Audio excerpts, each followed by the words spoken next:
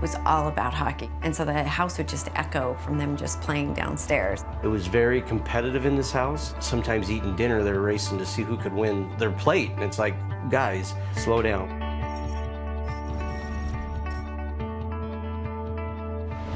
Kailer Yamamoto grew up in Spokane, Washington, which is not your typical hockey locale.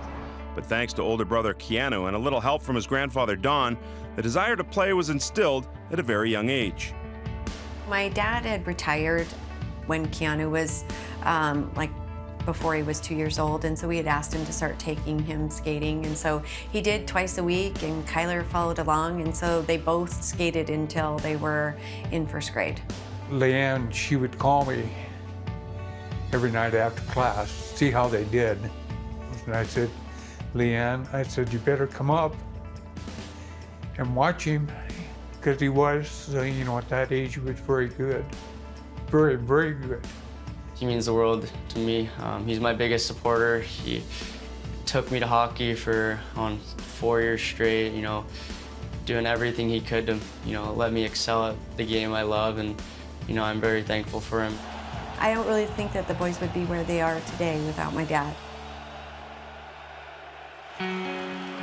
Kailer also benefited from an instructor who knew a thing or two about skating. Debbie Johnson, mother of Tampa Bay Lightning forward Tyler Johnson, was his coach from age 2 to 8.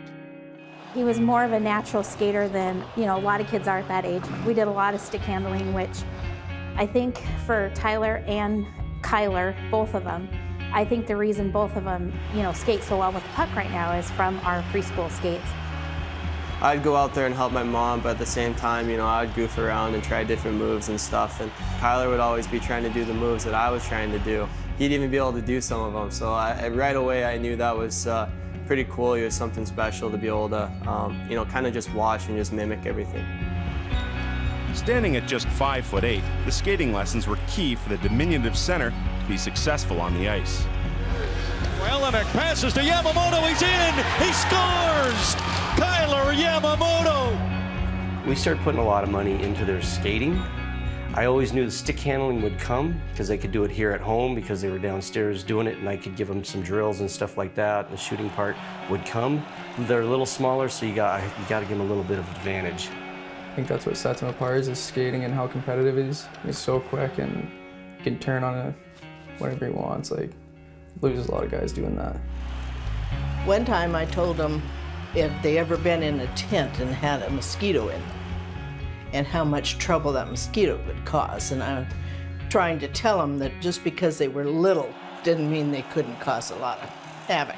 I learned how to work hard and compete and, you know, never back down from a bigger guy. They may be bigger, but I'm faster.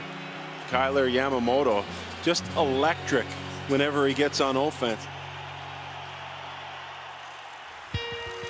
Kailer is being compared to other small NHL players like Johnny Gaudreau and the aforementioned Johnson. But growing up, all he wanted was to be like Keanu. I've always tried to emulate my game after him. He's always been one step ahead of me. You know, he's got a bit of a head start, but I've always tried to, you know, catch up to him and, you know, be as good a player as he is. Kailer just feeds off Keanu, and so he's going to be twice as good because he wants to be better than his brother. And so when he first hit the ice, it was pretty amazing. Driven by his older brother, Kailer now sits on the precipice of history. No Spokane native has ever been taken in the first round. It is a scenario that is not lost on the Yamamotos. He's worked so hard, and he has such a huge drive and passion for the game. I'm very, very proud of it. When he gets drafted, and it'll be in June, I'm sure some team will take him.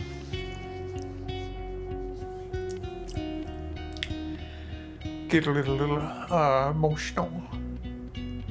But, you know, both Sharon and I are both proud of him. You know, I'm so proud of him that, you know, I don't know. I don't know what I'm going to do.